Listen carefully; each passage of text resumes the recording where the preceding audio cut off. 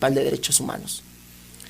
Es una excelente pregunta, Ulises.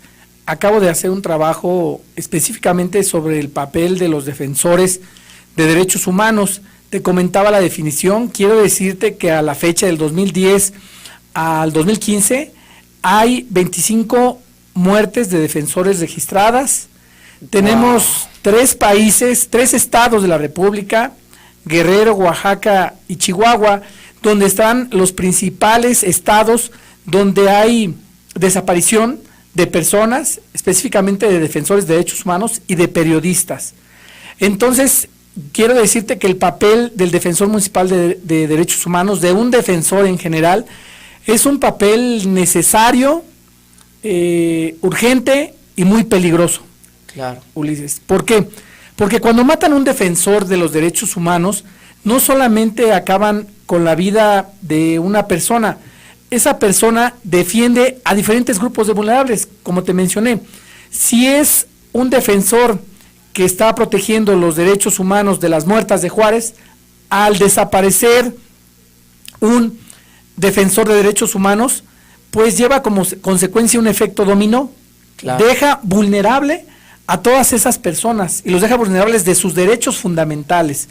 Es decir, de cada sector vulnerable, de cada defensor, cuando se pierde lamentablemente la vida de un colega, afecta al grupo vulnerable, pero nos afecta como sociedad, claro. Afecta a un tejido social. Los países que defienden más los derechos humanos son los que tienen mayor calidad de vida.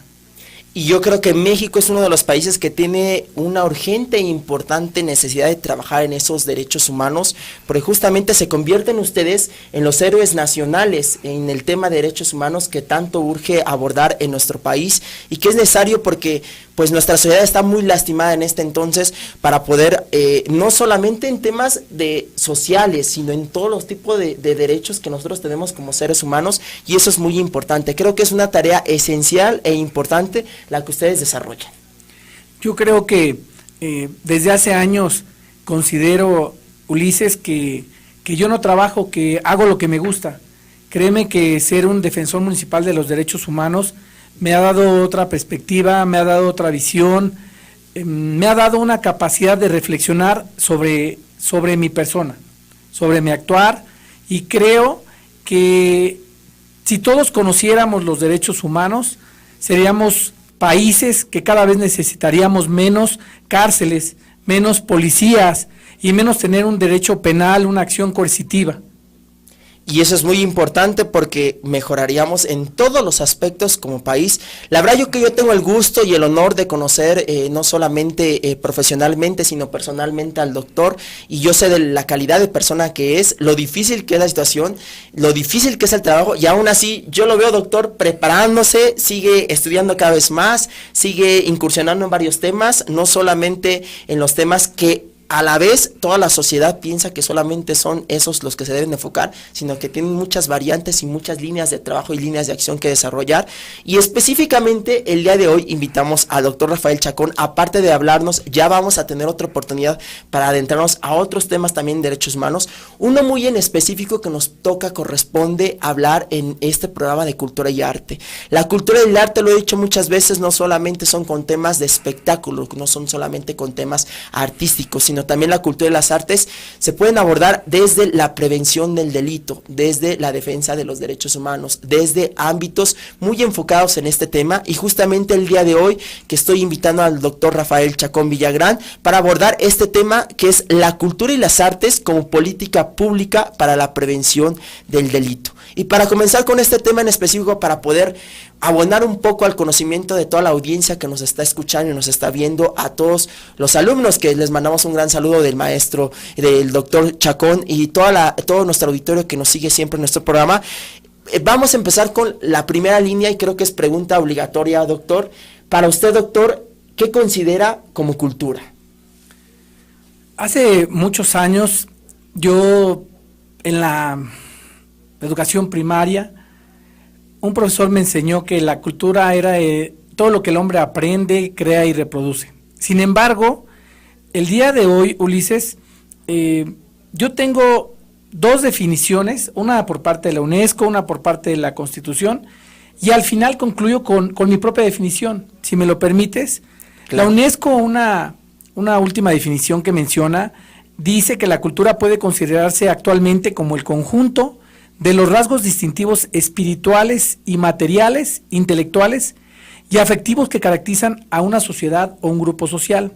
Ella engloba, además de las artes y las letras, quiero subrayar, ella engloba además de las artes y las letras. Lo que tú decías, que no solamente podemos ver a la cultura, porque la cultura está relacionada a las artes. Claro. Pero como tú me lo has comentado y lo he aprendido, no todas las artes es cultura. Exactamente. Y partiendo de ahí hay una definición o un contexto internacional y uno nacional, jurídicamente hablando, sobre la cultura. Investigando la Declaración Universal de los Derechos Humanos, desde 1948, Ulises, dice en su artículo 27.1, toda persona tiene derecho a formar parte libremente en la vida cultural de la comunidad. De igual manera, la Declaración Americana de los Derechos y Deberes del Hombre, en su artículo 13, habla de los derechos, del derecho a los beneficios de la cultura. Ahora bien, en el aspecto nacional, nuestra Constitución política, nuestro máximo órgano, ordenamiento jurídico, dice en el artículo 4, toda persona tiene derecho al acceso a la cultura. ¿Por qué menciono el ámbito internacional y el ámbito nacional, Ulises? Como tú sabes, con la reforma del 2011, todas las autoridades, todos los mexicanos, debemos de respetar tanto la Constitución mexicana como los tratados internacionales. Es decir, el mundo ya lo vemos en un derecho convencional. Claro. Ahora bien, después de darte esas 2 definiciones, yo concluyo que la cultura da al hombre la capacidad de reflexionar sobre sí mismo. Pongo un ejemplo. El día domingo tuve la oportunidad de estar en el Museo Tamayo. Como tú mencionas, efectivamente, México tiene 151 museos, pero que no están registrados todos. Puede ser el segundo país o el tercer país, algunos autores mencionan eso.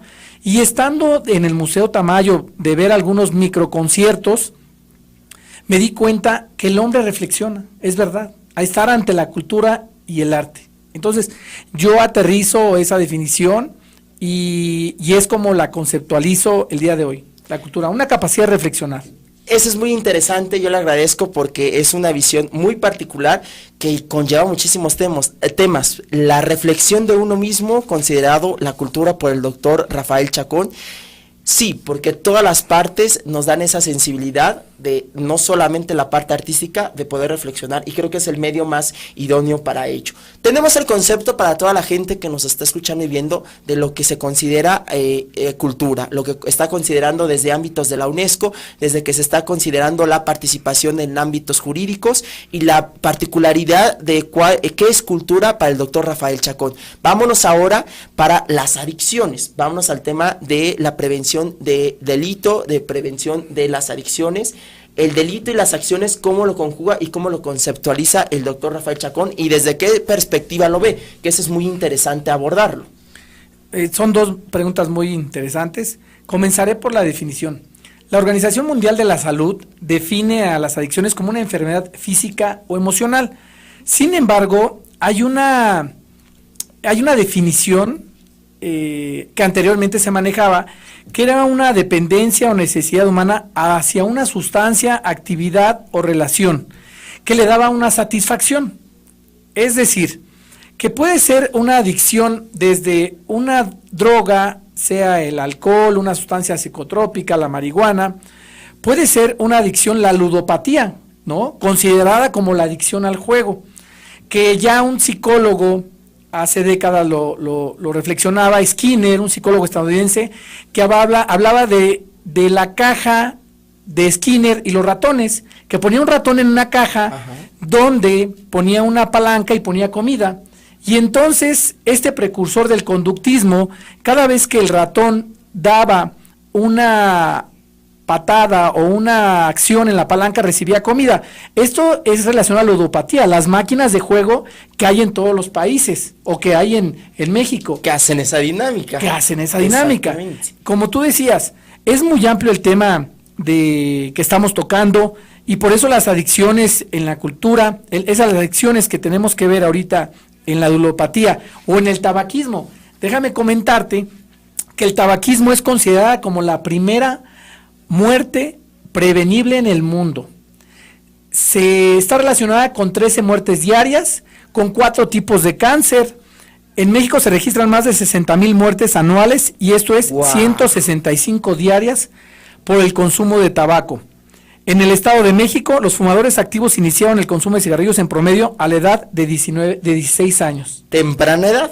Temprana edad, que ataca a los jóvenes, que se gasta el Instituto de Salud 343 millones al año, que esto equivale a construir 5 universidades en un año, Ulises. Imagínate lo que se podría hacer si no tuviéramos esa adicción. Claro, porque es un gasto pues incontable todo lo que se puede hacer al consumir tabaquismo, y la perspectiva que usted maneja, doctor, es muy importante, porque toda la gente que nos está viendo, toda la gente que nos escucha, a veces las adicciones las llevan solamente a las malas adicciones. Toda adicción es mala, toda adicción, porque es un exceso, es malo, pero me refiero al tabaquismo, al alcoholismo, a las drogas y demás. Y usted lo ha comentado desde un principio, una adicción puede ser a muchísimas otras cosas, pero en específicamente el día de hoy nos vamos a abordar en estos temas importantes como la es la adicción al tabaquismo, que esos datos son datos duros, son datos importantes que la gente debe de conocer, para toda aquella gente que nos ve y que pues tiene esa adicción al fumar, pueda considerarlo, ¿no? ¿Qué podríamos comprar con todo eso?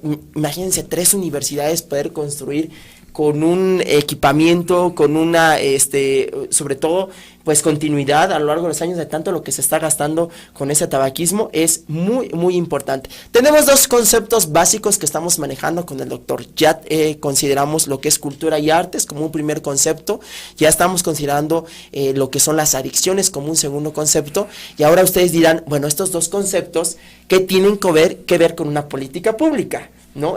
Mucha gente lo va a preguntar y nosotros nos los hemos preguntado, y por eso el doctor ha trabajado sobre ese tema, tiene grandes estudios en ese tema, porque queremos desmenuzarles a todos ustedes esta dinámica para que ustedes puedan entender poco a poco qué relación tienen con estos 3 conceptos. ¿Cómo podríamos definir una política pública, doctor? Ulises, la política pública, en palabras muy sencillas, es la intervención del Estado ante un problema. Es decir, podemos tener políticas públicas en materia de seguridad, en materia de salud, en materia ambiental, como los problemas que recientemente están pasando en nuestro país, y entonces estas políticas públicas, el Estado hace una intervención cuando ve un problema. Ahora, el problema que tenemos aquí detectado o la enfermedad sería la adicción, claro, que como tú mencionas, y quiero sumar un dato duro, muy fuerte, sobre la relación de las sustancias en las muertes violentas. Muertes violentas registradas durante el 2009, 24.4% ocurrió bajo la influencia de una droga. 92.1% fueron cometidos por hombres. 33.3% con arma de fuego. 17.2% accidente de tránsito. 10.2% asfixia. Las fuentes de la Secretaría de Salud 2009. Es decir, el problema es la adicción. La consecuencia de la adicción es la muerte o alguna situación, en este caso una muerte violenta. Pero si podemos ir aún más allá, he estado analizando en la pirámide del delito. Voy a comenzar por el final, como lo haría el cineasta Quentin Tarantino, ¿no? Si me lo permites. Claro que sí. El final de la pirámide es el secuestro. ¿Dónde puede iniciar esto? Bueno, esto puede iniciar desde una cárcel municipal, una galera municipal. Ahí no se cometen delitos, se cometen infracciones. Okay. Una infracción al bando municipal. En el paso 1, el joven ingiere una bebida alcohólica o alguna sustancia. Si él no tiene un tratamiento, una atención primaria contra esa adicción, porque la Organización Mundial de la Salud dice que es alcohólico una persona que ha consumido alcohol durante 4 veces al año. Es decir, que si una persona durante 4 fiestas ha consumido alcohol, es un alcohólico. Un alcohólico, ya está considerado un alcohólico. Ok. Si partimos de que un joven comete una infracción al bando municipal y no tiene un tratamiento, una reflexión, una intervención, Y hablando de jóvenes, que tenemos 30 millones de jóvenes. Wow. Y 4 millones en la última estadística son ninis, como lo considera. Ni trabajan ni estudian, para la gente que no sepa qué es un nini. Ni trabajan ni estudian. Si este joven ingirió una bebida alcohólica, está en una galera municipal, obviamente estamos hablando de un joven mayor de 18 años, Claro.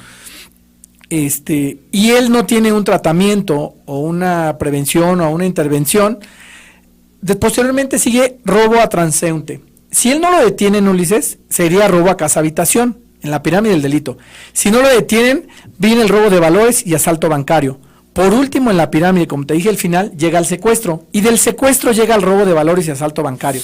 Es decir, que nosotros gastamos más en políticas de acción cuando tendríamos que tener todas nuestras políticas públicas estarían enfocadas en la prevención. Al inicio, claro. Al inicio. Al inicio del problema, porque hay muchísimas, está enfocado mucho al final de la pirámide, en donde ya está un robo a casa habitación, ya hay un secuestro, y todo está enfocado en ello. Es una perspectiva muy interesante, entonces tendría que enfocarse hacia la prevención. Es correcto. Ahora bien, me preguntabas cuál es el enfoque de la investigación que estamos presentando el día de hoy. Esta investigación está sustentada bajo las partes que tú dijiste. Tiene ciertos elementos, que es la cultura, la política pública, la adicción y la prevención. Entonces, ¿cuál sería la propuesta? Claro. ¿Te interesa saberla? Que ahí vamos a detenernos con el doctor para que nos vamos a ir a unos cortes comerciales muy rápido y podemos estar hablando más acerca de la propuesta de cómo conjugar estos tres conceptos: cultura y arte, adicciones y política pública. ¿Qué relación tienen estos tres y cuál es la propuesta del doctor Rafael que está trabajando en ello? Descubrámoslo después de unos cortes comerciales. No te despegues, estás en Supermercado de las Artes a través de Sintoniática Digital. Regresamos. Ya estamos de regreso, amigos y amigas, en Supermercado de las Artes con un tema interesante que nos deja picados, inclusive en los cortes comerciales donde ustedes están viendo puro comercial. Seguimos en la plática porque pues hay que aprovechar en cabina de Sintoniática Digital que tenemos al doctor Rafael Chacón Villagán. Y para la gente que nos está sintonizando apenas, recordamos que el doctor Rafael Chacón Villagán es defensor municipal de derechos humanos y profesor de la Universidad Mexiquense en el campus Tultitlán, y estamos hablando de un tema específicamente muy importante que es la cultura y las artes como política pública para la prevención del delito. Él nos estuvo explicando en el segmento anterior los conceptos básicos de qué se le considera cultura y arte, las adicciones y política pública. Ahora viene esta relación de estos tres conceptos con una propuesta que usted, doctor, nos trae muy en específica. A ver, vamos a darle al público, a toda la audiencia que nos está viendo y escuchando, cómo se relacionan estos tres conceptos y cómo se ayudan para poder hacer esa propuesta específica que usted está proponiendo.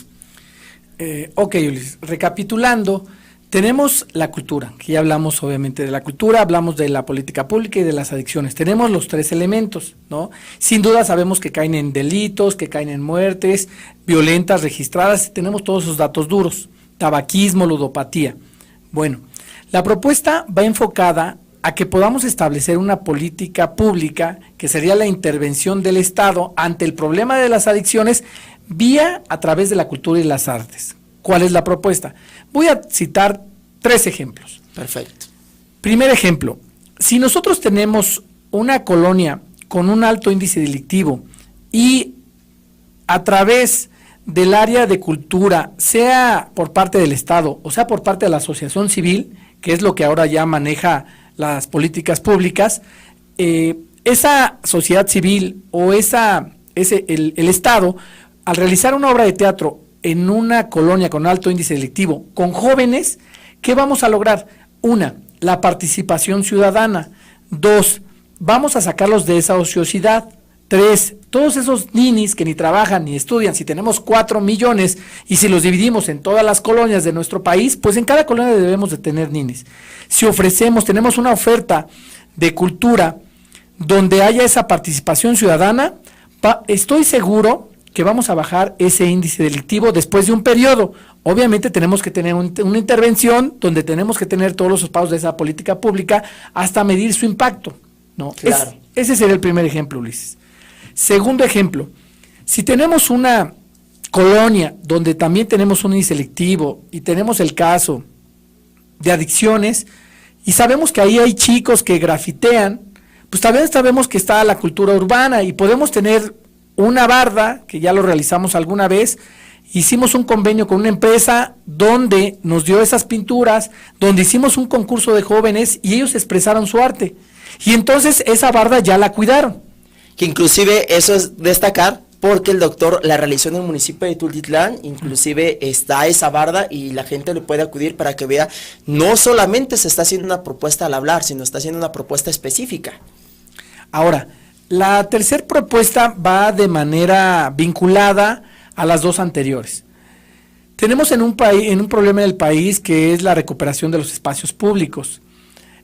Si nosotros recuperamos un espacio público, y esto lo fundamento con la teoría de las ventanas rotas de Giuliani, que dice que cuando una casa se rompe una ventana y esa casa se abandona, posteriormente, ¿qué va a suceder en esa casa que está abandonada?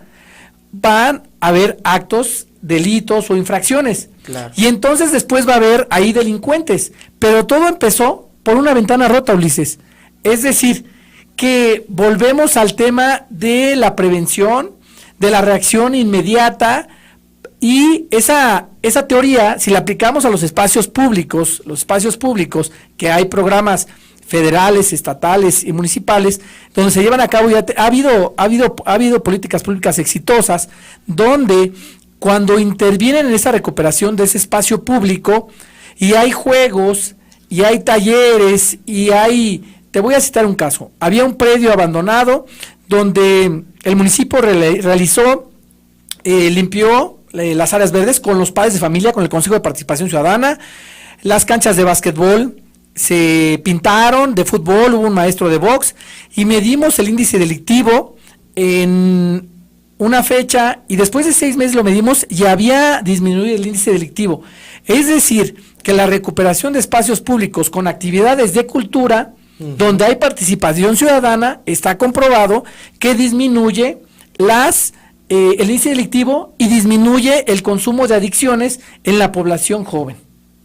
Ahí está, como decimos nosotros, bingo. Con esas 3 propuestas nosotros podemos proponer que la cultura y el arte, específicamente con actividades artísticas, podemos cumplir esa función de la prevención de delito enfocado en lo que usted nos comenta, es decir, irnos al final de la pirámide, es decir, a la prevención. ¿Para qué llegar hasta las consecuencias finales? ¿Para qué llegar al abandono de la casa, como en esta teoría, sino empezar con el arreglo de la ventana para poder prevenir todo lo que se desencadena, después las problemáticas que se desencadenan a través de cultura y arte para prevención, pero enfocado a una política pública. Es correcto, Ulises. Yo creo que, sin duda, todos estos conceptos que hemos manejado a lo largo de esta plática, que te agradezco, la cultura, la política pública, las adicciones, el tema internacional, nacional, la Constitución, datos duros, las adicciones, el tabaquismo, las consecuencias. Yo creo que llegamos a una conclusión que es mejor invertir en la prevención. Es mejor invertir en la prevención. Quiero decirte comentarte que de los comentarios que tú hacías respecto a la definición de cultura de la UNESCO, ella engloba los sistemas de valores y engloba los derechos humanos, los derechos fundamentales. Entonces, quiero decirte que esta propuesta yo la veo como un enfoque sistémico, que es del filósofo sociólogo Niklas Luhmann, alemán, donde él establece que un problema sociológico hay que verlo desde varias perspectivas. Es decir, si tenemos un problema de adicciones, no nada más lo vamos a ver desde el tema de la salud. Claro. Lo podemos ver desde el tema legal, lo podemos ver desde el tema sociológico, desde el tema psicológico, desde varios puntos de vista, desde el deporte y específicamente, como el día de hoy, la cultura. ¿Y por qué verlo de esos diferentes temas? Porque no solamente es un tema, sino de ahí desencadenan otros temas. Estábamos hablando de corte comercial, que al hacer esta propuesta de realización, estamos hablando no solamente de derechos humanos, sino también temas de seguridad nacional, temas de equidad de género con estos datos que están compartiendo y muchos problemas que se van desencadenando, que si nosotros comenzamos a atacar desde la prevención, podemos ahora sí que la redundancia, prevenir todas esas problemáticas que se abordan. Yo, doctor, pues la verdad que estoy muy a gusto el día de hoy que nos haya acompañado. Tenemos muy poco espacio en un programa de radio y televisión para poder abordar estos temas, pero yo aquí lo comprometo ante cámaras y micrófonos, que sea la primera de muchas veces que nos pueda nosotros visitar en esta cabina para poder hablar desde varios aspectos, específicamente derechos humanos, para cultura y arte y muchísimos otros temas que podemos desencadenar para que toda la gente que nos está viendo, no solamente la gente cotidiana que no sabe, sino la gente que nos sintoniza y que tiene un poco de conocimiento de cultura y arte, para que desde la gestión cultural puedan hacer propuestas enfocadas con esta propuesta específica que tiene para los artistas que puedan desencadenar esta importancia y que también toda la gente de difusión que se dedica y toda la gente que tiene un cargo público pueda unir fuerzas con ustedes para poder llevar a cabo estos proyectos. Yo creo que sin duda la fórmula es trabajar gobierno-sociedad, la sociedad civil, el empoderamiento que tiene la sociedad civil actualmente en los problemas de la agenda nacional, creo que ha sido muy importante.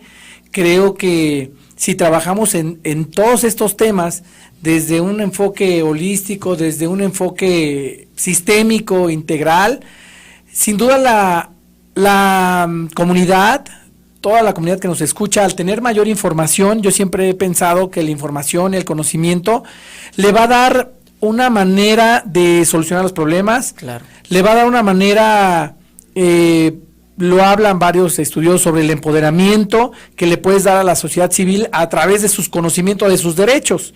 Si una persona conoce sus derechos cuando tiene una situación que lo detiene un policía de tránsito, pero el ciudadano conoce el reglamento de tránsito, pues sin duda él va a poder acentuar, defenderse conforme a derecho. Entonces, así en los temas, en cualquier tema, yo creo que la información, el conocimiento siempre es importante y es parte de la cultura. Todo, al final del día es cultura. Todo es cultura. Y ese conocimiento que nosotros necesitamos es el mismo que te sirve para poder ser tu propio defensor de tus derechos humanos. Y ese conocimiento, como usted lo dice, es poder. Doctor Rafael Chacón Villagrán, muchísimas gracias por acompañarnos el día de hoy aquí en Supermercado de las Artes, específicamente en las cabinas de Sintoniática Digital. Nosotros le agradecemos el tiempo porque sabemos que su tiempo es muy valioso porque tiene muchísimas ocupaciones. Vamos a estarlo invitando cotidianamente para que pueda hablar de estos temas tan importantes que a nosotros, y sobre todo compartiendo estos datos muy interesantes que a todos nosotros nos puede aportar mucho desde la manera profesional y personal. Agradezco mucho, doctor, por estarnos acompañando el día de hoy. Además, tengo el gusto, y se los comparto al auditorio, de ser buen amigo y que considerarlos buen amigo al doctor. Entonces, lo vamos a tener muy cercano a este programa para que nos pueda abordar todo ellos, y vamos a compartir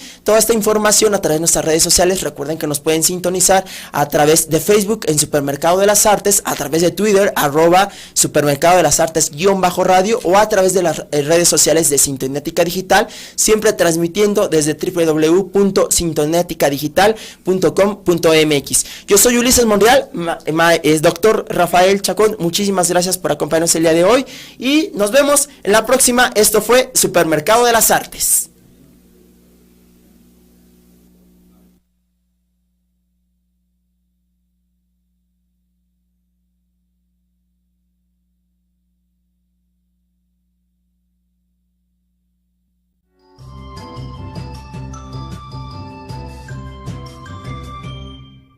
Estamos por cerrar. Ningún cliente debe permanecer en el Supermercado de las Artes. Gracias por su preferencia. Los esperamos el próximo martes a las 6 de la tarde con más promociones, ofertas y descuentos en las bellas artes. Solo por Sintoniática Digital.